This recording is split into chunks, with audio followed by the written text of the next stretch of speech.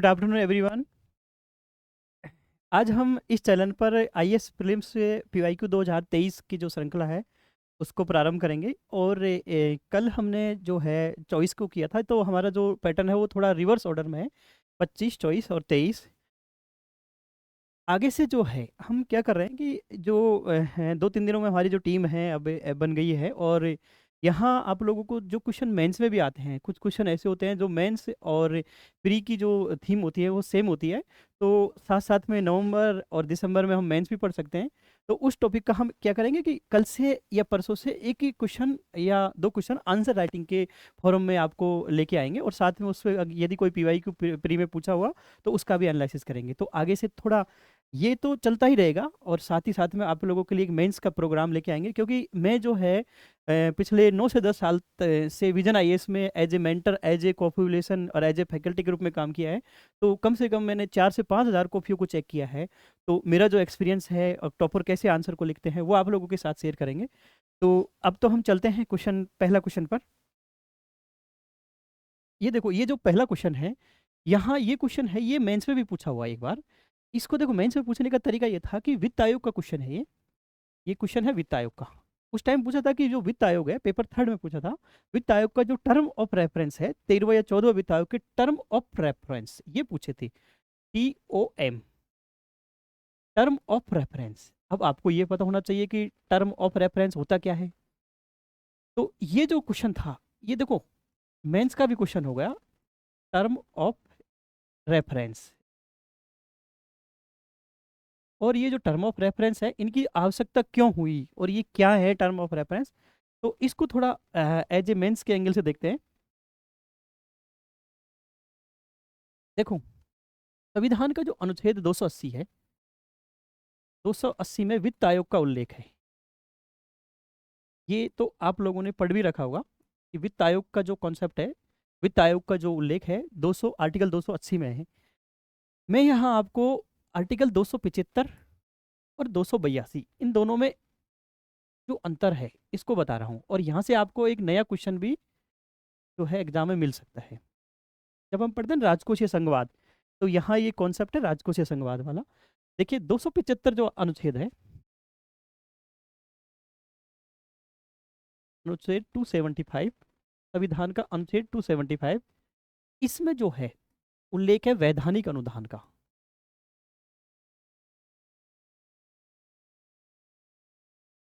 वैधानिक अनुदान, देखो इसके नाम बहुत सारे हो सकते हैं, कहीं कहीं सहायता अनुदान भी मिलेगा आपको, इंग्लिश में जो है स्टेचुरी एड बोलते हैं। ये जो आर्टिकल 282 है, इसके अंतर्गत जो अनुदान है इनको बोलते हैं विवेक अनुदान, विवेकाधीन अनुदान, या फिर इनको स्वैच्छिक अनुदान भी बोल सकते हैं।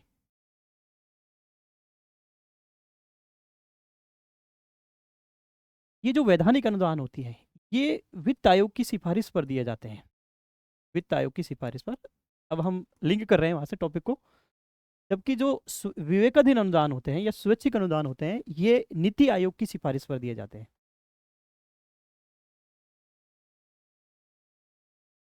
इनका मेन उद्देश्य क्या होता है कि वित्त आयोग की सिफारिश पर दिए जाते हैं, और ये बाइंडिंग नेचर के होते हैं, देना इनको जरूरी होता है।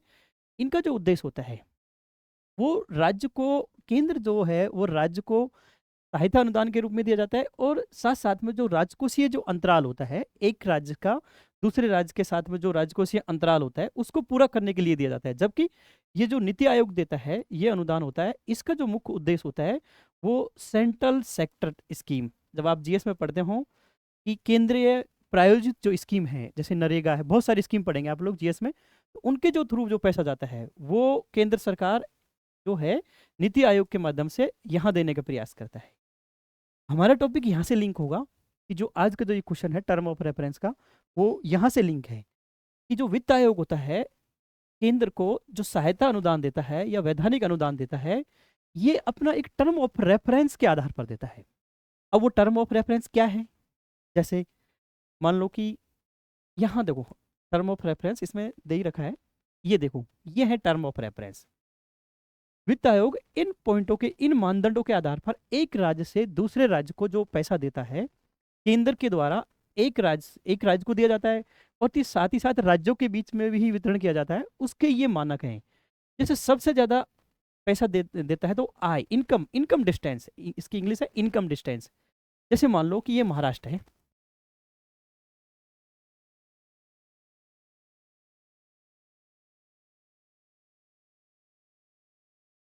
ये मान लो बिहार है, और ये महाराष्ट्र है।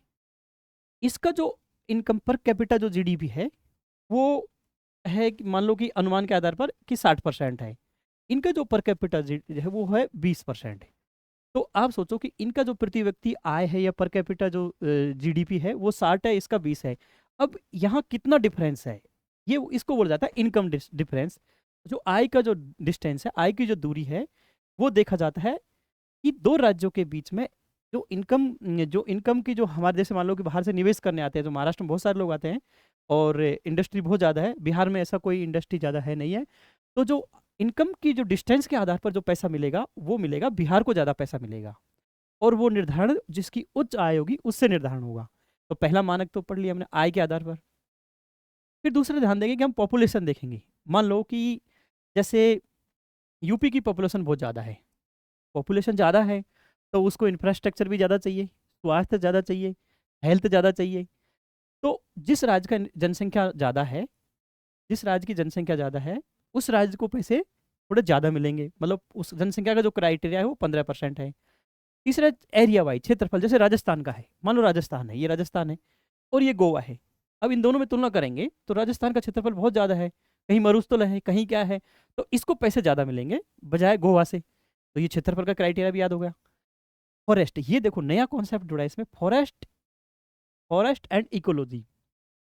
ये जो है मान लो कोई जो राज्य है वो अपने एरिया में वन और इकोलॉजी को, फॉरेस्ट को और इकोलॉजी को अच्छा कर रहा है, मतलब पेड़ ज़्यादा लगा रहे हैं, तो इससे क्या होगा, फोटोसिंथेसिस होगा, प्रकाश संश्लेषण होगा, और पोल्यूशन जो होगा वो रिड्यूस होगा।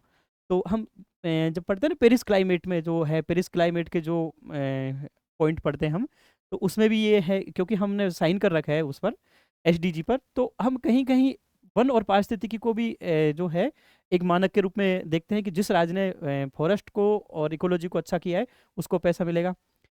जनसांख्यिकी परफॉर्मेंस, इसको देखते हैं। जैसे मान लो कि ये है यूपी एमपी और इधर के है ये साउथ के राज्य, इनका जो डेमोग्राफिक जो परफॉर्मेंस है, वो इनकी जो टीएफआर है, टोटल फर्टिलिटी रेट है, वो है 1.5, जबकि इधर देखो तो 3 के समथिंग आ जाएगा, 2 से 3 पर। तो इनको ज़्यादा पैसा मिलना चाहिए इस आधार पर, और इनको मिलता भी है ज़्यादा, क्योंकि यहाँ पर इन्होंने अपने जो टोटल फर्टिलिटी जो रेट है वो कम कर रखा है। और कर प्रयास का मतलब यह है, यहाँ पर देखो टैक्स इफर्ट। जैसे मान लो कि कोई राज्य है, वो टैक्स ले रहा है, तो उसने 100 रुपये लिया, उन 100 रुपये में किसी राज्य ने तो टैक्स 100 रुपये को वसूलने में 40 रुपये की लागत लग गई, किसी की जो है 30 रुपये की लागत हुई, किसी की 20 रुपये की लागत हुई। तो अपने जो टैक्स को जो इफर्ट होते हैं, टैक्स के जो प्रयास होते हैं, उसमें कितना खर्चा आता है, अगर कोई कम खर्चा करेगा वसूली में तो उसको ज़्यादा पैसा मिलेंगे, तो इसको बोलते हैं कर प्रयास। अब ये है टर्म ऑफ रेफरेंस। उस साल जब ये क्वेश्चन पूछा था तो ये टर्म ऑफ रेफरेंस लिखने थे। अब हम क्वेश्चन पे चलते हैं। ये क्वेश्चन है कि ये जो टर्म ऑफ रेफरेंस है, इसमें इसने क्वेश्चन में पूछा है कि समग्र स्तर का कर कर के 15 वित्त आयोग ने कितने को जनसंख्या, क्षेत्रफल और आय के अंतर के अलावा, देखो जनसंख्या क्षेत्र के अलावा और कौन कौन से हैं, ये तो अभी पढ़ाई है, वन और पारिस्थितिकी, ये कहीं पढ़ाई नहीं, शासन सुधार और स्थिर सरकार, ये भी नहीं पढ़ा, और है कर और राजकोषीय प्रयास, ये पॉइंट पढ़े हैं। तो देखो एलिमिनेशन से वैसे देखते हैं हम, 1 2 3 सही है इसमें, तो इसका आंसर हुआ 3। यहाँ एक बात और ध्यान रखना है कि अब जो है 1 अप्रैल 2026, इससे 16वां जो वित्त आयोग है, जो अरविंद पनगड़िया की अध्यक्षता में बनाया है, इसकी जो सिफारिश है वो लागू होने वाली है। तो ये बहुत ही इंपॉर्टेंट हो गया कि इसकी जो सिफारिश हैं वो क्या क्या हैं, और साथ ही में ट्रेडिशनल क्वेश्चन भी बन सकता है, इससे करंट का भी बन सकता है, तो आप लोगों को इस पर भी विशेष ध्यान देना है। ठीक है, तो नेक्स्ट क्वेश्चन है हमारा, विधि की सम्यक प्रक्रिया का क्या अभिप्राय है। देखो ये क्वेश्चन जो है कॉन्सेप्चुअल क्वेश्चन है, और इसको जब पूछा था तो इसका आंसर थोड़ा कोचिंगों ने डिफरेंट दिया था, यूपीएससी ने इसका आंसर थोड़ा ब्रॉड में माना था। देखो विधि की समक्ष प्रक्रिया, ये तो आप आर्टिकल 14 में पढ़ते हैं। एक पढ़ते हैं ना विधि की समक्ष प्रक्रिया, आर्टिकल 14 में विधि की समक्ष प्रक्रिया और विधि के समान संरक्षण, सॉरी विधि के समक्ष समता। आर्टिकल 14 जब पढ़ते हैं हम उसमें 2 पॉइंट पढ़ते हैं अनुच्छेद 14 में। एक है, एक तो यही पॉइंट है विधि के समक्ष समता, और दूसरा है विधियों के समान संरक्षण।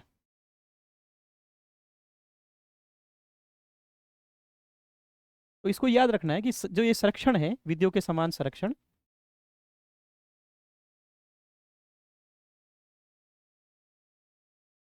संरक्षण से याद रखेंगे, संरक्षण आरक्षण, तो आरक्षण तो इसमें आएगा, कभी कभी हम भूल जाते हैं। और ये जो कॉन्सेप्ट है, ये जो विधियों के समान संरक्षण है, ये यूएसए से लिया हुआ है, जबकि ये जो कॉन्सेप्ट है ये ब्रिटिश कॉन्सेप्ट है। तो यहाँ तो हम पढ़ते हैं कौन सकारात्मक है कौन नकारात्मक है, ये भी ध्यान, जैसे ये सकारात्मक है ये नकारात्मक है, लेकिन ये क्वेश्चन की डिमांड नहीं है। क्वेश्चन है विधि की समग्र प्रक्रिया का क्या अभिप्राय है। देखो 2 चीज है,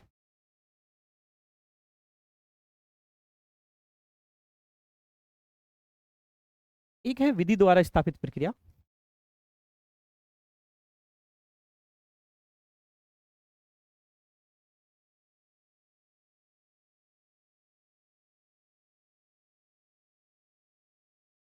और दूसरा है विधि की सम्यक प्रक्रिया।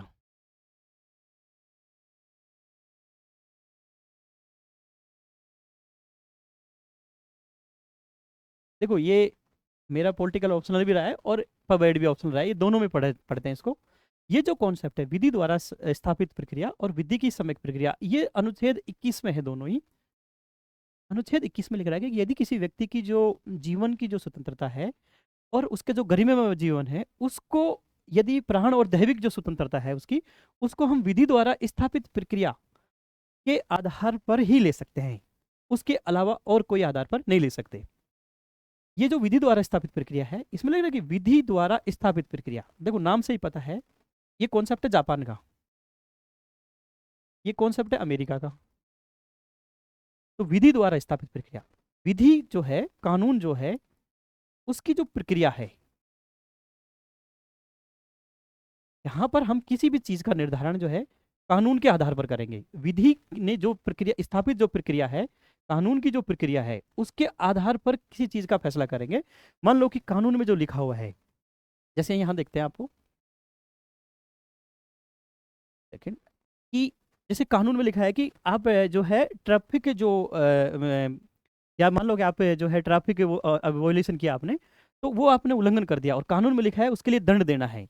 तो वहां पर कानून में जो प्रक्रिया, कानून की प्रक्रिया में लिखा हुआ है अगर यदि हमने ट्रैफिक सिग्नल का उल्लंघन किया है तो आपको दंड मिलेगा। ये किसमें, ये कानूनी प्रक्रिया है, ये लिखा हुआ है इसमें कानूनी प्रक्रिया में। लेकिन मान लो कि यदि हमने कानून में लिखी हुई चीज है और वो लिखा हुआ है कि यदि हमने ट्रैफिक का उल्लंघन किया है, वॉयलेशन किया है, ट्रैफिक सिग्नल का वॉयलेशन किया है, लेकिन ये तो वो तो प्रक्रिया में लिखा हुआ है, लेकिन यदि हम ये देखते हैं कि हमने उस जो उसका उल्लंघन क्यों किया है, क्या उसके पीछे रीजन हो सकता है, उसका निर्धारण यहाँ नहीं किया जाता, क्योंकि यहाँ तो हमने जो प्रक्रिया में लिखा हुआ है उसी के आधार पर आपको दंड मिलेगा।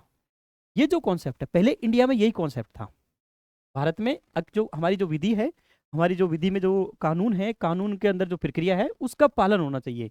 लेकिन इसके अंतर्गत देखो ये अमेरिका की जो सुप्रीम कोर्ट है वो फॉलो करती है।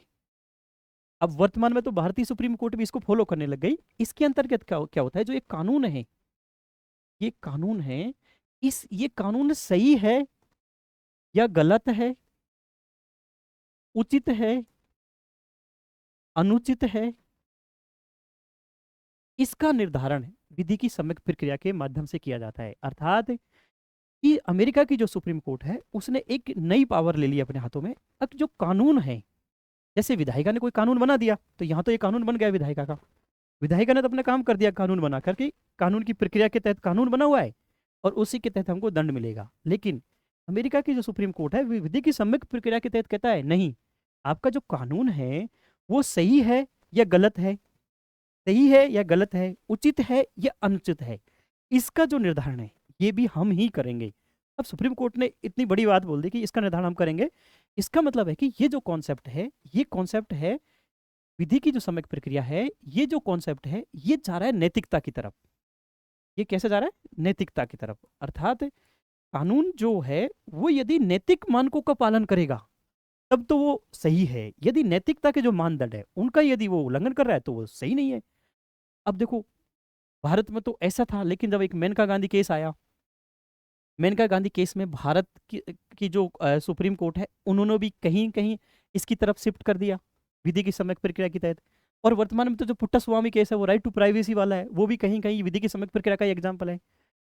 तो ये जो विधि की समग्र प्रक्रिया है, इसके बारे में आपको 2-3 फैक्ट याद रखने हैं कि विधि की जो समग्र प्रक्रिया है वो अमेरिका का जो सुप्रीम कोर्ट है उसको एक पावर दी है उन्होंने, और वो प्राकृतिक न्याय के सिद्धांत पर काम करती है।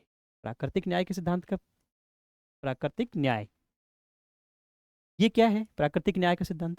देखो, प्राकृतिक न्याय का जो सिद्धांत है उसमें ऐसा माना जाता है, एक कॉन्सेप्ट आप पढ़ेंगे ओडी ऑल्ट्रम, जैसे आपने अभी पॉलिटी में पढ़ेंगे, ये लक्ष्मीकांत में है ओडी अल्ट्रम, और एक है निम्मो जूडिकस। ये दो थ्योरी हैं, आप मेंस में लिख सकते हैं कहीं भी। ओडी गाड़ी होती है ना, ओडी अल्ट्रम, और निम्मो जूडिकस, आप देखना लक्ष्मीकांत में दोनों थ्योरी हैं। ओडी अल्ट्रम जो थ्योरी है और जो निम्मो, ये दोनों ही प्राकृतिक न्याय के सिद्धांत को बनाए रखती हैं। जैसे इसमें तो यह है, जैसे निम्मो जूडिकस में क्या है, यदि कोई भी जज होता है, यदि अपना कोई जज होता है वो अपने जो फैसला दे रहा है वो, तो वो अपने सेल्फ इंटरेस्ट के आधार पर फैसला नहीं दे सकता। मतलब अपना कोई विवाद है उसमें वो कोई जज है, वो अब जज खुद ही उसका फैसला को नहीं सुन, मतलब डिसीजन नहीं दे सकता। जबकि ओडी ऑल्ट्रम है, ये जो है, ये है कि जो दंड देने की जो प्रक्रिया है ये उससे संबंधित है।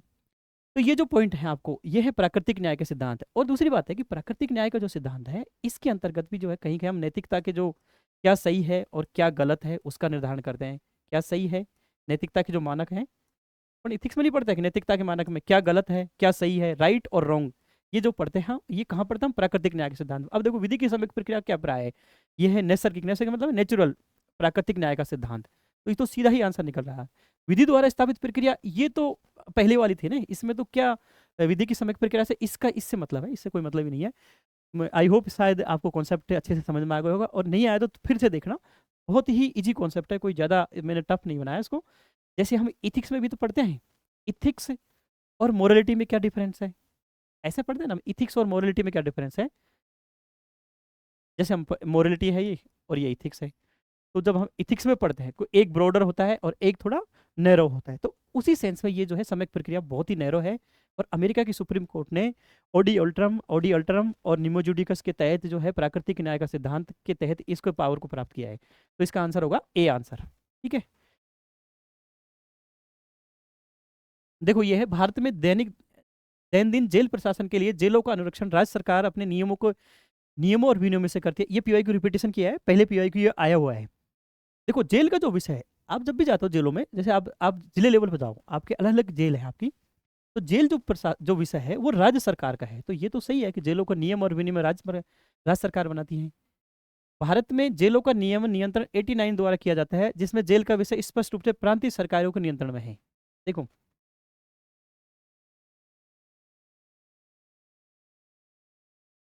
जैसे देखो इसकी हम आपको यहाँ देखते हैं स्लाइड में। मान लो ये जो क्वेश्चन था कि ये तो आपको पता था, अगर राज्य सरकार जो है जेल के नियम और विनियमों का जो है राज्य सरकार के अंडर में, आगे से भी याद रखना आपको। जेल का जो विषय है, जैसे कल भी हमने किया, संघ सूची का विषय कौन सा है, संवर्ती सूची कौन सा है, राज्य सूची का, तो यहाँ ये तो कन्फर्म है कि ये जेल है, ये पहले भी पूछा हुआ राज्य सरकार का विषय है। अब देखते हैं क्या ये स्टेटमेंट ये सेकंड वाला है, क्या ये जो एक्ट है राज्यों का जो 89 का एक्ट है या नहीं है। मैंने बोला जब भी कथन कारण क्वेश्चन आया तो पहले दोनों फैक्ट चेक करने हैं, अगर दोनों फैक्टों में कुछ गलतियां हैं तब तो हम ऑप्शन से एलिमिनेशन करेंगे। और अगर कोई गलती नहीं है, मान लो कि आपने जब भी देखो, मैं ये क्वेश्चन है इंडियन बुक में भी है, इंडियन बुक में आगे के सारे क्वेश्चन पॉलिटी के इंडियन बुक से सेट किए हैं उन्होंने। तो यहाँ पर लिखा हुआ है कि जेल का जो एक्ट है ये पुराना जमाना का 1894 का जेल नियंत्रण जो राज्य सरकार ने एक्ट बनाया है, तो ये किया है। देखो अब इसमें आप क्योंकि लगा के देखो, भारत में दैनादिन जेल प्रशासन के जेलों का अनुरक्षण राज्य सरकार अपने नियमों और विनियमों से करती है, क्योंकि भारत में जेलों का नियंत्रण जेल अधिनियम 89 द्वारा किया जाता है, जिससे जेल का विषय स्पष्ट रूप से प्रांतीय सरकार को नियंत्रण में आता है। तो ये ऐसे क्वेश्चन है कि मतलब दोनों स्टेटमेंट सही है, उसके बाद आप थोड़ा सा देखो कि व्याख्या कर रहा है कि नहीं कर रहा। ये क्वेश्चन जो है सेम यूपीएससी नेट टीपा है, पीवाई को पुराना था और इजी पीवाई को था ये। ये संविधान के मुख्य प्रयोजन क्या है? ये अपने जो है एक दिन संविधानवाद की जो क्लास ले रखी थी उसमें बोला था कि संविधानवाद वो होता है जिसमें सरकार की जो शक्तियां हैं उनको परिभाषित और सीमाबद्ध किया गया है। तो ये हमने पहले पीआई को कर चुके हैं हम, तो आप वो जो संविधानवाद की पहली क्लास है उसको देखना, उसमें इसको और ही विस्तार से पढ़ा है। देखो ये यूपीएससी ने डिलीट कर दिया क्वेश्चन। ये डिलीट क्यों किया है? देखो क्वेश्चन ये था कि जब देश आज़ाद हुआ था तब जो है सरकार ने सोचा कि बहुत सारे सुधार करने हैं। उधर न्यायपालिका भी अपनी पावर को सोच रहा है कि, लेकिन उस टाइम तो पावरफुल थी सरकार कि हमको कुछ अच्छे काम करने हैं देश को, मतलब आज़ादी आज़ादी के तुरंत बाद ही। तो सरकार ने पहला संशोधन पारित किया कि बहुत सारे जो मूल अधिकार, जैसे मान लो जमींदारी प्रथा उसका उन्मूलन करना था, जमींदारों के पास बहुत सारी भूमियां थी। तो सरकार ने जमींदारी प्रथा को कंट्रोल करने के लिए जो है, जो जमींदारी समय जो 9वीं अनुसूची है उसमें उस 9वीं अनुसूची में संशोधन किया। तो पहला संशोधन भी किया। ये क्वेश्चन है कि किस संविधान संशोधन के लिए व्यापक रूप से ये माना गया है कि उसने मूल अधिकारों की न्यायिक व्याख्या के लिए अधिभूत, अधिभूत का मतलब है ओवरराइड, मतलब हमारे जो फंडामेंटल राइट हैं उनको न्यायिक व्याख्याओं को अभिभूत करने के लिए अधिनियमित किया गया। मतलब क्वेश्चन ये कह रहा है कि जो जो न्यायपालिका के जो निर्णय थे उनको ओवरराइड करने के लिए सरकार ने अपने कुछ संविधान संशोधन किए थे। लेकिन अब देखो संविधान संशोधन तो ये भी हुआ था, इसमें भी ओवरराइड किया है और इसमें भी ओवरराइड किया है, इसमें तो चलो किया ही नहीं, तो इसका आंसर क्या माने? तो इसलिए ये क्वेश्चन डिलीट किया था कि इसका आंसर तीनों में से कोई भी आंसर हो सकता था। इस अब उसने ये भी नहीं बोला कि जो है पहला कौन सा था।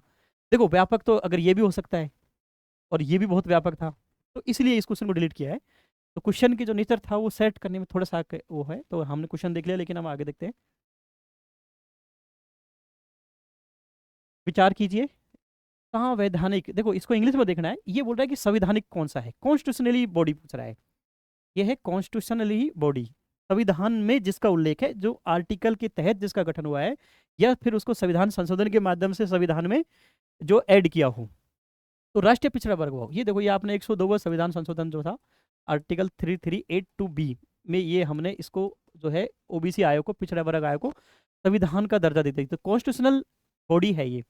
मानव अधिकार आयोग ये कॉन्स्टिट्यूशनल बॉडी नहीं है। फिर राष्ट्रीय विधि आयोग, ये तो राष्ट्रीय विधि आयोग ने तो स्टेचुरी बॉडी है, कॉन्स्टिट्यूशनल, ये तो कार्यपालिका के आदेश से गठित हुई है। और ये भी जो है 1986 का अधिनियम से गठित हुई है, उपभोक्ता संरक्षण अधिनियम से। तो अधिनियम से जो गठित होता है वो भी क्या है, स्टेचुरी बॉडी है। क्वेश्चन पूछा है संविधानिक कौन सा है। देखो ये देखो हिंदी इंग्लिश में देखना बहुत जरूरी है। यहाँ रियल में तो ऐसा होना चाहिए संवैधानिक संस्था कौन सी है, लेकिन इंग्लिश में थोड़ा इसको कॉन्स्टिट्यूशनल बॉडी है पूछा है बताओ। तो यहाँ पर एक ही आंसर सही है, यही जी क्वेश्चन था और ये करंट में भी था।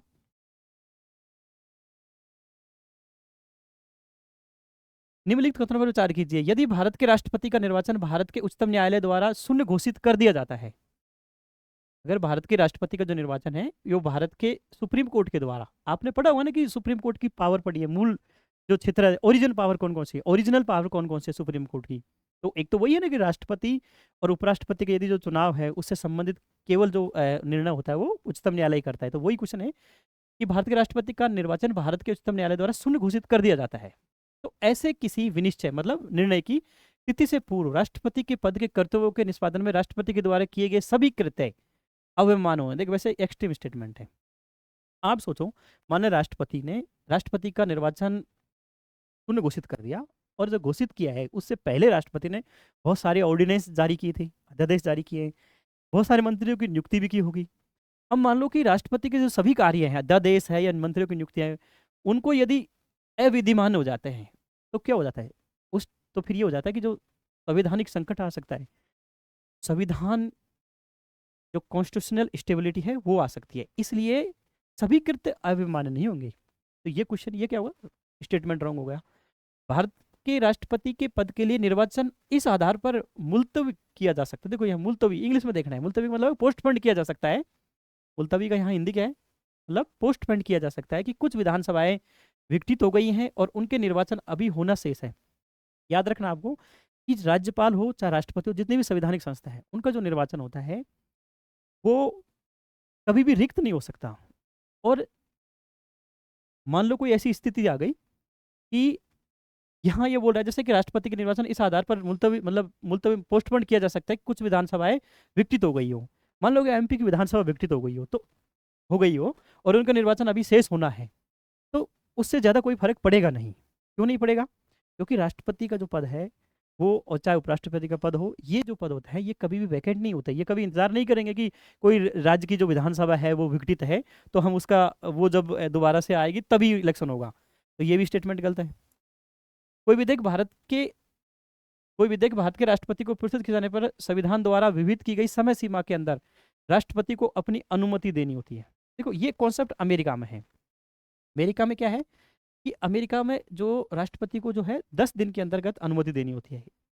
अमेरिका के प्रेसिडेंट को ये पावर है, और भारत के प्रेसिडेंट को जो है इस टाइप की कोई पावर नहीं है। तो इसमें तो सारे तीनों ही कथन गलत हो गए। फिर आंसर क्या है? कोई भी नहीं। इसका आंसर है डी।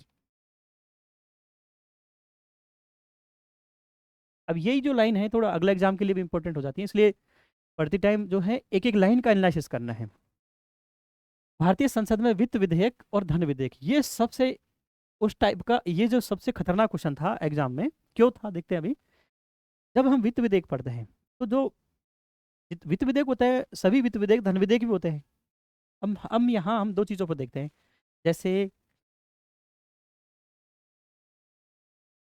देखो जो वित्तीय विधेयक है,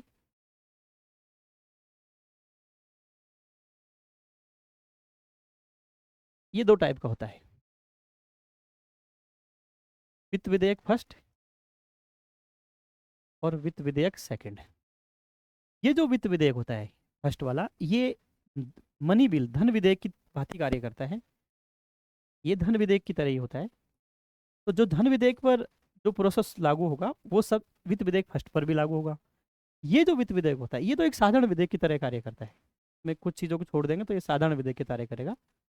जैसे मान लो धन विधेयक है या वित्त विधेयक फर्स्ट है, इस पर जॉइंट सेशन नहीं बुलाया जा सकता, जबकि इस पर जॉइंट जो है संयुक्त बैठक का प्रावधान इस पर है, इस वित्त विधेयक पर। ठीक है। तो अब देखो क्वेश्चन क्या है। जब लोकसभा वित्त विधेयक को राज्यसभा में भेजती है तो राज्यसभा उस विधेयक को संशोधित या असंशोधित कर सकती है। अब मान लो कि ये एग्जामिनर ने क्लियर तो नहीं किया अब ये वित्त विधेयक है, ये फर्स्ट वाला है या सेकंड वाला है, लेकिन ऐसी स्थिति में हम यहाँ क्या है कि इसको वित्त विधेयक, जो एग्जामिनर जो इसका आंसर दिया है वो यही समझ के माना है कि इसका जो है ये वित्त विधेयक है, इसको उसने धन विधेयक माना है। कि जब लोकसभा वित्त विधेयक को राज्यसभा में भेजती है तो राज्यसभा उस वित्त विधेयक को संशोधित और अस्वीकृत कर सकती है। तो जब ये वित्त विधेयक है धन विधेयक की तरह तो राज्यसभा धन विधेयक पर पावर ही नहीं रखती। जब लोकसभा धन विधेयक को राज्यसभा में भेजती है, लोकसभा ने राज्यसभा में भेज दिया तो राज्यसभा उस विधेयक को संशोधित कर सकती है और अस्वीकृत नहीं कर सकती, वह केवल अनुशंसा कर सकती है। तो ये तो अभी कल ही पढ़ा था हमने स्टेटमेंट। लोकसभा और राज्यसभा के बीच असहमति होने पर धन विधेयक के लिए कोई संयुक्त बैठक नहीं है। अभी पढ़ा ज्वाइंट सेशन नहीं है धन विधेयक के लिए, किंतु जो वित्त विधेयक है के लिए एक संयुक्त बैठक है। अब इसने ये क्लियर कर दिया कि पहला ये जो वित्त विधेयक है इसने जो है ये एग्जामिनर ने आंसर दिया तो ये समझ के ही माना इसको कि ये वित्त विधेयक सेकंड ही है। तो इसमें आंसर हुआ फिर ये सही है। तो इसका आंसर केवल दो कथन सही है। ये देखो क्वेश्चन बहुत ही अच्छा क्वेश्चन था। और ये इस क्वेश्चन से आपको ये सोचना है कि एक तो जो वित्त विधेयक है और धन विधेयक है, वित्त विधेयक फर्स्ट है सेकंड है, इनको थोड़ा गहन अध्ययन करके पढ़ने की प्रयास करना चाहिए। लक्ष्मीकांत में भी है, लेकिन साथ साथ लक्ष्मीकांत के साथ साथ थोड़ा कॉन्स्टिट्यूशन का जो बेयर एक्ट है उसको भी देखना चाहिए, उसमें चीज़ें ज़्यादा स्पष्ट होंगी। भारत में अनुसूचित क्षेत्र, अब आगे शेड्यूल एरिया, जो 5वीं अनुसूची है उसका उसका नाम है अनुसूचित क्षेत्र। ये किस क्वेश्चन होगा? अनुसूचित फिफ्थ अनुसूची का। सिक्स्थ का नाम क्या है? अब आप जाके देखना कि जो छठी अनुसूची है उसका नाम क्या है। बेयर एक्ट में लिखा हुआ उसका नाम, ऊपर नाम भी बहुत बड़ा है। दूसरी बात है कि अनुसूचित जो क्षेत्र होता है इनका निर्धारण कौन करता है? यहाँ तो क्वेश्चन देखते हैं, विचार कीजिए। और यहाँ भी सही पूछा है इसने। किसी राज्य के भीतर किसी क्षेत्र के अनुसूचित क्षेत्र के रूप में अधिसूचित राष्ट्रपति के आदेश के माध्यम से किया जाता है। अब ये अपन ने कल पढ़ा था कि राज्यपाल केवल परामर्श देता है, राष्ट्रपति ही जो है अनुसूचित क्षेत्र का निर्धारण करता है। तो ये तो लाइन बिल्कुल ही राइट है। फिर है अनुसूचित क्षेत्र के रूप में बनने वाली सबसे बड़ी प्रशासनिक इकाई जिला है और सबसे छोटी इकाई ब्लॉक है। ब्लॉक में गांव का समूह है। तो ये भी बहुत ही इजी क्वेश्चन था, कॉमन सेंस का था। हालांकि बहुत सारे लोगों ने ज्यादा दिमाग लगा दिया यार, ये स्टेटमेंट भी गलत करके आए थे उस साल। संबंधित राज्यों के मुख्यमंत्रियों से अपेक्षित है कि वो राज्य के अनुसूचित क्षेत्रों के प्रशासन के विषय में केंद्रीय गृह मंत्रालय को वार्षिक रिपोर्ट देंगे। देखो इतना ही करता है, ज्यादा कोई चेंज नहीं करता। यहाँ राज्यपाल आएगा, मुख्यमंत्री की जगह, और ये गृह मंत्रालय की जगह प्रेसिडेंट आएगा, राष्ट्रपति। और ये कॉन्स्टिट्यूशन में भी लिखा हुआ है। तो जब ऐसी चीज लिखी हुई है तो अब देखो, संबंधित राज्यों के मुख्यमंत्री की जगह क्या आएगा, राज्यपाल से अपेक्षित है कि वो राज्यों के शेड्यूल एरिया के प्रशासन के विषय में केंद्रीय गृह मंत्रालय को नहीं, राष्ट्रपति को रिपोर्ट देगा। तब ये सही होता, तो इसलिए गलत हो गया है। आगे से याद रखना है कि राज्यपाल किसको रिपोर्ट देगा, राष्ट्रपति को। तो पहला सही है और सेकंड सही है, तो इसमें आंसर क्या हुआ, केवल 2 सही।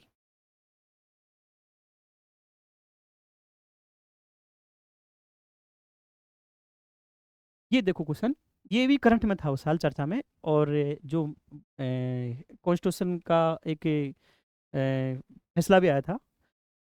कथन है कि, विचार कीजिए, विचार करना है पहले तो। भारत के सुप्रीम कोर्ट ने, उच्चतम न्यायालय ने अपने कतिपय निर्णयों में यह विचरण किया है कि भारत के संविधान के अनुच्छेद 16(4), अब आपको 16(1), 16(2), 16(3) और 16(4) ये सारे देखने हैं, लेकिन यहाँ 16(4) का क्वेश्चन है कि अधीन बनाई गई आरक्षण की नीतियां प्रशासन की दक्षता को बनाए रखने के लिए अनुच्छेद 355, 335 द्वारा सीमित होगी। देखो, नागराज केस आया था, एक केस था नागराज केस, उसमें ये बोला था कि प्रशासन की जो दक्षता है उसको बनाए रखना जरूरी है। अब प्रशासन की दक्षता है वो क्या है, प्रशासन की दक्षता, ये तो जो है उस केस में उन्होंने कुछ चीजें बताई थी, वो प्रशासन की दक्षता थी। दूसरे स्टेटमेंट देखो, ये कथन है कि भारत के संविधान का अनुच्छेद 335 है, ये प्रशासन की दक्षता पद को परिभाषित करता है। अभी अपन पढ़ेंगे कि जो अ, परिभाषित करता है, मैंने उस दिन बोला ना कि परिभाषा संविधान में किसी की है ही नहीं। क्यों नहीं है, अगर संविधान में किसी भी चीज की यदि परिभाषा ही डिफाइन होती तो आज हम बहुत सारे जो मुद्दे पढ़ते हैं ना, सुप्रीम कोर्ट में जाते हैं, हाई कोर्ट में जाते हैं, वो मुद्दे हमारे सामने आते ही नहीं, सुप्रीम कोर्ट की जरूरत ही नहीं होती यदि परिभाषा होती तो, क्योंकि चीजें इतनी डिफाइन नहीं है, इसीलिए हमको जाके जो है इश्यू की इंटरप्रिटेशन व्याख्या के लिए कोर्ट में जाना पड़ता है। एक कोई बार क्वेश्चन आता है कि जो लाभ का पद है उसकी भी परिभाषा संविधान में है, तो वो परिभाषा कहीं नहीं है। अब अगर आपको ये पता था कि परिभाषा है नहीं तो सेकंड गलत है। अब देखो सेकंड कहाँ है, सेकंड सही है तो ये तो होगा ही नहीं, सेकंड गलत है। इसमें ऑप्शन ही एक ही है, पहली लाइन का कोई महत्व नहीं था इस क्वेश्चन में, इतना ही पढ़ के हमको निकलना था। बाकी ये जो था नागराज केस आया था वो उससे संबंधित था, ये आप देखना, इंदिरा साहनी नागराज केस। ये 11th क्वेश्चन है, निम्नलिखित कथनों पर विचार कीजिए। भारत के संविधान के अनुसार केंद्र सरकार का कर्तव्य है कि वह आंतरिक गड़बड़ी से राज्यों की सुरक्षा। देखो, अनुच्छेद 355 ये लिखा हुआ है, आपने तो पढ़ा होगा 355 एक ही साथ। देखो जैसे जो है आपने दो चीजें हैं, एक आर्टिकल 14, एक 19 और एक 21, इसको गोल्डन त्रिभुज, ट्राइंगल ऑफ गोल्डन ये बोला जाता है। एक बार क्वेश्चन आया था कहीं भी, क्योंकि जब भी 21 का डिसीजन होता है तो 14 से प्रेरित होता है, 19 और दो तीनों में लिंक करके 21 का इंटरप्रिटेशन करती है सुप्रीम कोर्ट और हाई कोर्ट। तो इसको क्या बोला जाता है, इसको बोलता है ट्राइंगल ऑफ गोल्डन। ये तीनों का स्वर्णिम चतुर्भुज है ये। ऐसा ही यहाँ भी, यहाँ पर भी है। यहाँ कैसे है, ये 355 है, फिर है एक 356 और एक है 365 है। अब तीनों को पढ़ना, जब भी 356 लगेगा तो सबसे पहले इसकी जरूरत होगी, सॉरी इसकी जरूरत होगी, फिर इसकी, ये तीनों को आधार, तीनों का लिंक है एक दूसरे से। ऐसा ही ये क्वेश्चन था जो अभी बताया था। तो ये क्वेश्चन है कि इंटरनल जो गड़बड़ी होती है, आंतरिक गड़बड़ी से यदि कोई केंद्र सरकार को लग रहा है किसी राज्य की रक्षा आंतरिक गड़बड़ी है, तो भारत का जो संविधान है वो बोलता है 355 में कि उसकी रक्षा का दायित्व जो है यूनियन भारत का, मतलब केंद्र का है। तो ये पहला तो सही है, केंद्र सरकार का कर्तव्य कि आंतरिक गड़बड़ी से राज्यों की रक्षा करेगा।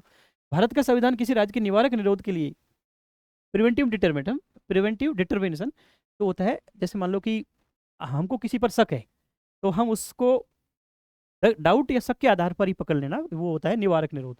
तो निवारक निरोध के रखे गए किसी व्यक्ति के लिए कानूनी परामर्श प्रदान करने से छूट देता है। देखो ये भी आर्टिकल 22 में लिखा हुआ है, 22(1) में लिखा हुआ है। तो बेयर एक्ट पढ़ने का ये फायदा है कि अब जो है कि यदि किसी को निवारक निरोध कर लिया तो उसको एक कानूनी परामर्श के प्रदान करने की छूट है, अर्थात उसको वकील करने का अधिकार है, और किसी भी कानूनी परामर्श से वो जो है अपना वकील से परामर्श करके और अपना केस लड़ सकता है। तो ये लाइन ठीक है, ये दोनों। आतंकवाद निरोधी अधिनियम 2002 के अनुसार पुलिस के सामने अभियुक्त के कबूलनामों को सबूत के तौर पर इस्तेमाल नहीं किया जा सकता। देखो जैसे मान लो कि आप लोग जा रहे हो कहीं, पुलिस ने आपको पकड़ लिया, या कोई चोर को पुलिस ने पकड़ लिया, या कोई भी कारण से पुलिस ने पकड़ लिया, पुलिस पिटाई करती है और पुलिस से जो पूछती है, यदि आप न्यायालय में जाके उससे मुकर जाते हैं कि ये मैंने तो ऐसा पूछा, बोला ही नहीं, तो वहाँ पर जो आपसे जो पुलिस कबूलनामा कराती है उसका कोई प्रभाव नहीं पड़ेगा। आप न्यायालय में जाएंगे ना, तो वो जो न्यायाधीश के सामने आप बोलेंगे वो ही मान्य होगा, पुलिस के सामने जो बोलेंगे वो मान्य नहीं होगा। लेकिन इसमें अपवाद है, आतंकवाद निरोधक जो अधिनियम है इसमें है कि इसके तहत यदि किसी अभियुक्त को पकड़ा है और उसको कबूलनामा कर लिया उसने, तो वो सबूत के तौर पर इस्तेमाल किया जा सकता है। ये नहीं हट गया यहाँ पर, ये है किया जा सकता है, इसलिए ये लाइन गलत हो गई। तो इसमें आंसर क्या है, केवल 2 सही है। ठीक है, तो आंसर केवल 2 सही है इसमें। भारत के राष्ट्रपति के निर्वाचन के बारे में, अब आप प्रेसिडेंट का इलेक्शन पढ़ते हैं, आर्टिकल अनुच्छेद 54-55। पहला है, संसद के दोनों सदनों में से किसी भी सदन या राज्य की विधानसभाओं में नाम निर्दिष्ट दिए गए सदस्य निर्वाचक मंडल में आपको पता है कि राष्ट्रपति के निर्वाचन में नाम निर्वाचित नहीं होते, उसमें नाम निर्दिष्ट सदस्य नहीं होते। क्यों नहीं होते, वो तो हितों को टकरा हो जाएगा। अब राष्ट्रपति जिन्हीं कोई नाम निर्दिष्ट करता है वो तो नियुक्ति राष्ट्रपति करता है ना उनकी, तो ये तो ऑप्शन होगा ही नहीं, उसमें केवल निर्वाचित सदस्य होते हैं। निर्वाचित विधानसभा की सीटें जितनी अधिक होगी उस राज्य के प्रत्येक एमएलए के वोट का मान उतना ही कम होगा। अब देखो ऐसे क्वेश्चन जो हैं इनका 2 तरीका है, एक तो है कि आप लक्ष्मीकांत को पकड़ो, उसमें ये चीजें लिखी हुई हैं। दूसरा है कि पीवाई क्यू भाई ध्यान रखूं, अगली बार मान लो ये लाइन आ गई दोबारा तो फिर हम इसको पढ़ के सही कर सकते हैं। तो वोट का मान क्या होता है, जितनी ज्यादा सीट रहेंगी उतना ही उसका वोट का मान क्या होगा, जो है जैसे जैसे आप लोग पढ़ेंगे कि जो सीट है और इसका जो फॉर्मूला है ये ऐसा है कि वोट का मान, वैल्यू ऑफ वोट, वोट का मान, तो जितनी ज़्यादा सीटें रहेंगी तो मान क्या होगा, इन्वर्स नहीं प्रोपोर्शनल है, उसका व्युत्क्रमानुपाती होता है, फिजिक्स में पढ़ते हैं हम। तो वो वोट का मान कम होगा, इसलिए इसका मान कम होगा। ये फॉर्मूला लिखा हुआ है लक्ष्मीकांत पे, उसी से ही निष्कर्ष निकल रहा है। ठीक है, तो पहला स्टेटमेंट गलत है और दूसरा भी गलत है। मध्य प्रदेश के एमएलए के वोट का मान केरल के प्रत्येक एमएलए के वोट के मान से अधिक है। आपको थोड़ा सा यहाँ एक मैप बना के देखते हैं। ये है मध्य प्रदेश, ये मान लो केरल है। ये कह रहा है कि मध्य प्रदेश के एमएलए के वोट का मान केरल के प्रत्येक एमएलए के वोट के मान से अधिक है। अब लक्ष्मीकांत में एक सारणी बनी हुई है और वो जो टेबल बनी हुई है उसमें सारे वोटों की तुलना कर रहे हैं कि किसका मान किससे अधिक है। यहाँ तो जैसे मान लो केरल का अधिक है मध्य प्रदेश से, आप सोच रहे हो कि मध्य प्रदेश तो बहुत बड़ा है तो मध्य प्रदेश का होना चाहिए, तो ऐसा नहीं है। केरल के जो है एमएलए के वोट का मान जो है वो अधिक है, तो ये लाइन भी गलत हो गई। लेकिन देखो अगला नेक्स्ट लाइन है, पांडिचेरी के प्रत्येक एमएलए के वोट का मोल, मान लो पांडिचेरी है, आपको पता ना पांडिचेरी जो है यनम, आंध्र प्रदेश और तमिलनाडु और केरल, इन तीनों के जो क्षेत्र उनसे मिलकर बनी होती है। तो पांडिचेरी के एमएलए का वोट का मान अरुणाचल प्रदेश के एमएलए के वोट के मान से अधिक होता है। ये अरुणाचल प्रदेश है। अभी तो हमने पढ़ा केरल का भी इससे ज्यादा। देखो ऊपर वालों का मान का वोट का मान, आप एक मैप बनाना उस सारणी को और पूरा मैप बना के आप सब जगह लिख लेना है, फिर आप उसको एक थोड़ा एनालिसिस करना है, विश्लेषण करना है कि ये निचले वाले जितने भी राज्य हैं इनका जो जनसंख्या आपको कम लग रही होगी, क्षेत्रफल भी कम लग रहा होगा, लेकिन इनका वोट का जो वैल्यू है वो वोट का वैल्यू जो है वो ज्यादा है। तो यहाँ भी यही बोल रहा है कि जो है एमएलए के वोट के मान से अधिक है, क्योंकि अरुणाचल प्रदेश की तुलना में पौंडीचेरी में जनसंख्या का निवासी कुल संख्या से अनुपात अधिक है।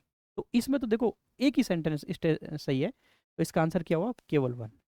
और इसको जो है लक्ष्मीकांत की भी टेबल बनी हुई है उसको मैप के थ्रू याद रखना है, और उससे आपके जो है नेक्स्ट एग्जाम के लिए भी अगर कोई इस टाइप से क्वेश्चन आए तो आप कर सकते हैं उसका सही। जैसे देखो इसमें लिख रखा है पौंडीचेरी के लिए वोट का मान 16 है और इसका अरुणाचल प्रदेश का 8 है। तो मैंने बोला ना ऊपर के जो राज्य हैं उनका जो है वो, जैसे एमपी का देखो 131 है, इसका 152 है।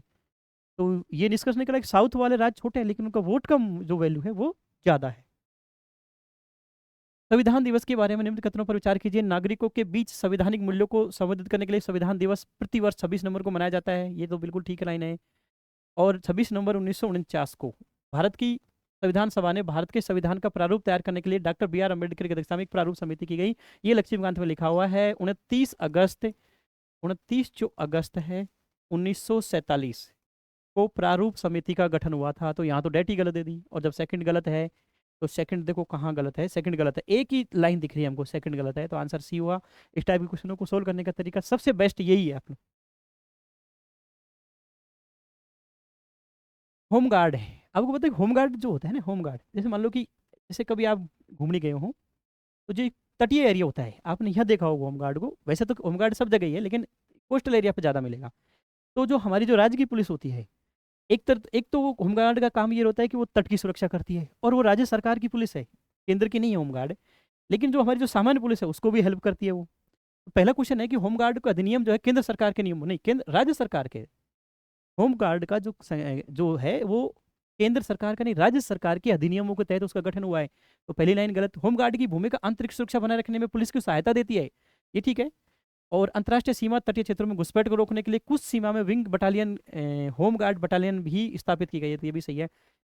इंडिया एयरबुक के आपको खोलनी है, वहाँ पर सारी संस्थाएं, होमगार्ड, आईबी, जितनी भी संस्थाएं हैं उसमें ये सारी हैं, और ये क्वेश्चन से इंडिया एयरबुक से डायरेक्ट पिक किया है, और आगे भी क्वेश्चन है वो सारे इंडिया बुक से किए हुए हैं। तो इसका आंसर है सेकंड और थर्ड, मतलब केवल दो सही है यहाँ पर, फर्स्ट तो गलत हो गया। तो आंसर क्या है, केवल दो सही है। देखो इसका आंसर यहाँ गलत है, आप थोड़ा सा कॉमन सेंस भी कभी कभी यूज करना। इसका आंसर क्या है, ये आंसर केवल दो सही है। बाकी आप इसको रीड करो। भारत के संदर्भ में निम्नलिखित कथनों पर विचार कीजिए। देखो ये कृत्य है, अनधिकृत रूप से पुलिस सेवा सेना की वर्दी पहनना, शासकीय गुप्त अधिनियम 1923, ये लिखा हुआ है। ये भी क्वेश्चन इंडिया बुक से जो है डायरेक्ट उठाया है एग्जामिनर ने। अब वो देखना इसको, ये क्वेश्चन को इंडिया बुक में लिखा हुआ है क्वेश्चन, तो ये लाइन ठीक है। दूसरे, किसी पुलिस अधिकारी या सैनिक अधिकारी को ड्यूटी में तैनात होने के दौरान जानबूझकर उन्हें गुमराह करना, अन्यथा उसके साथ हस्तक्षेप करना। तो ये भी है, ये है ना शासकीय अधिनियम में, ये साक्ष्य अधिनियम में नहीं लिखा। ये कहाँ है, शासकीय गुप्त अधिनियम, ये गोपनीय अधिनियम है, इसी में ही उल्लेख है इसका। बंदूक और तोपों से अनुष्ठापरक गोला दागना, जिससे अन्य लोगों की व्यक्तिगत सुरक्षा के लिए जोखिम हो सकता है, ये ठीक है। आयुध जो है उसी में ही लिखा हुआ है, तो इसमें आंसर है केवल दो।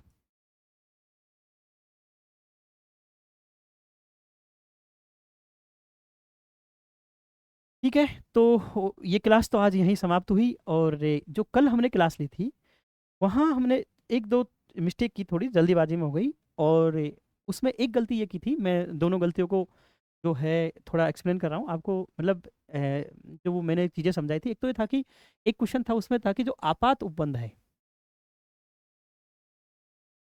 ये जो आपात के जो उपबंध थे,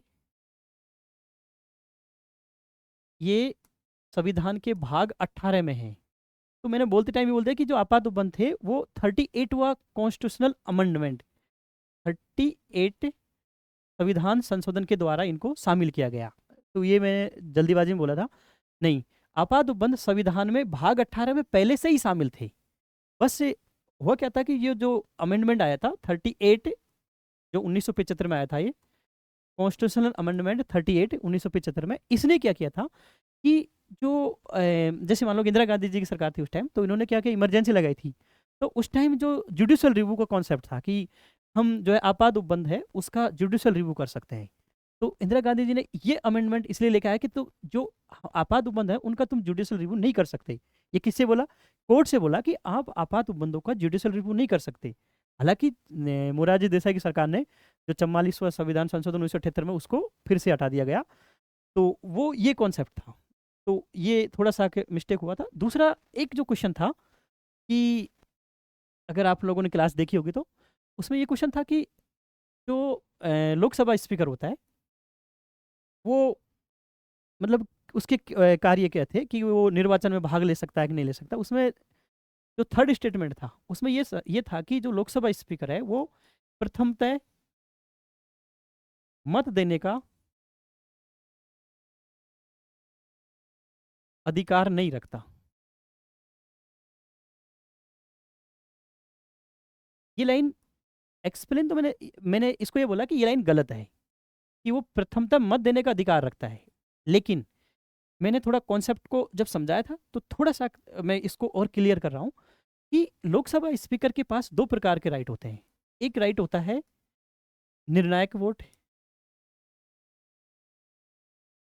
जो निर्णायक वोट होता है, ये होता है कास्टिंग वोट, इंग्लिश में इसको बोलते हैं कास्टिंग वोट। तो थोड़ा इंग्लिश भी देखना है, वहाँ पर कास्टिंग वोट नहीं लिखा, और मैं अपने जो क्वेश्चन है वो हिंदी में है तो मैंने उसको ध्यान से नहीं देखा। और दूसरा है ऑर्डिनरी, या उसको बोलते हैं प्रथमतः मत। दोनों उस कल मैंने क्लास में ओवरलैप किया था दोनों को, आज मैं सही सही बता रहा हूँ, प्रथमतः मत। इसका मतलब है कि प्रथमतः मत देना, इसको बोलते हैं ऑर्डिनरी राइट। क्या है, ऑर्डी ऑर्डिनरी राइट, ये क्वेश्चन था ऑर्डिनरी राइट का। तो देखो, जब लोकसभा स्पीकर है वो पीठासीन अधिकारी के रूप में कार्य कर रहा है, तब तो उसके पास में पीठासीन अधिकारी के रूप में कार्य कर रहा है, तो उसके पास में निर्णायक मत का अधिकार होता है, कास्टिंग वोट का अधिकार होता है। जैसे मान लो कि 100 वोट है हमारे पास में, और 100 वोटों में 50 पक्ष को 50 विपक्ष को, तब जो निर्णायक वोट देगा वो जिसको वोट देगा वो ही पक्ष, जैसे मान लो इसको दिया तो 51 हो जाएंगे और ये जीत जाएगा, तो इसको बोलते हैं निर्णायक वोट। जबकि जो प्रथम वोट होता है, ऑर्डिनरी प्रथमतम मत देता है, वो लोकसभा स्पीकर जो होता है ना, लोकसभा का जो स्पीकर होता है वो भी तो एमएलए होता है। जैसे ओम बिरला जी हैं, वो कोटा से जीते हुए हैं, तो लोकसभा स्पीकर अपने जो एमएलए हैं, अपने सदस्य रहते हुए, एमएलए या सॉरी लोकसभा स्पीकर जो है वो सांसद है ना कोटा के, लोकसभा के जो स्पीकर हैं इस टाइम ओम बिरला जी, ये कोटा के क्या है, सांसद हैं। तो वो सांसद सदस्य होने के नाते, सांसद सदस्य होने के नाते अपना वोट देने का अधिकार रखते हैं, उस वोट को कहते हैं प्रथमतः मत। तो ये कल जो लाइन थी उसमें ये था कि प्रथमतः वोट देने का अधिकार, जब उसको हटाने का अधिकार आ रहा है, उसको रिमूवल ऑफ द जो लोकसभा स्पीकर है उसको हटाने का जो अधिकार है, तब वो प्रथमतः मत देगा। और कैसे देगा, क्योंकि वो लोकसभा का सदस्य है। तो ये दोनों चीज़ें कल मैंने बताई थी, आप इसको थोड़ा सा क्लियर करके देखना है। और क्लास खत्म है हमारी यहीं, और आगे से देखना कि हम अब मेंस का भी थोड़ा लेके आएंगे कि पीवाईक्यू किस टाइप से मेंस के, क्योंकि जो मेरी जो विशेषज्ञता है वो तो प्री में तो है, ये साथ साथ में मेंस में बहुत ज़्यादा है। मैंने स्पेशली 8 से 9 साल तक के मेंस में कॉपियों को एवोल्यूशन किया है, तो मैं चाहता हूँ कि आप लोगों का भी आंसर राइटिंग का जो प्रोग्राम है वो यहाँ से चालू हो। और 2-3 जो मेंबर हैं हमारे वो आ गए, हम 2-3 दिनों बाद में एक शेड्यूल के तहत आपको क्लासें मिलेंगी, और वो भी फ्री ऑफ कॉस्ट क्लासें मिलेंगी। ठीक है, तो धन्यवाद आप लोग ने क्लास सुनी इसके लिए।